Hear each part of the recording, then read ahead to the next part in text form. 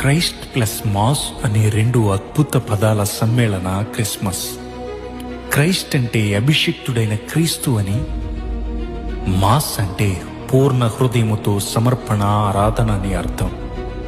పేటకో ప్రాంతానికో, ఓ ఊరికో రేవుకో, రాష్ట్రానికో దేశానికో చెందిన పండుగలా కాక, కుల మత జాతి ప్రాంతీయ భేదాలు లేక దేశం యొక్క ఎల్లలు చెరిపేస్తూ అంబరాన్ని అంటే సంబరాలు చేసే ఈ విశ్వ పండుగ ప్రపంచ ప్రజల పాప క్షమాపణకు, విశ్వ శాంతికి, దయా ప్రేమలకు నిలువెత్తు నిదర్శనం.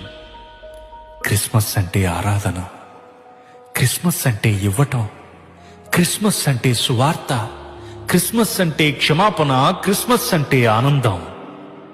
ఆచారంగా, ఆనవాయితీగా, ఆడంబరంగా కాక క్రిస్మస్ సంఘ క్షేమము, దేవుని మహిమను దృష్టిలో పెట్టుకుని సువార్త సాధనముల ఊరు వాడ దద్దరిల్లాలి.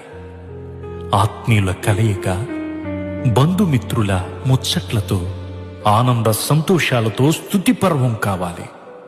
కానీ కొన్ని చోట్ల ఏ క్రిస్మస్ ఆరాధనకు కేంద్రమో అదే క్రిస్మస్లో సినీ సంగీత నృత్యాల ఆధిపత్యం దేవుని దాసుల హృదయాన్ని గాయపరుస్తుంది.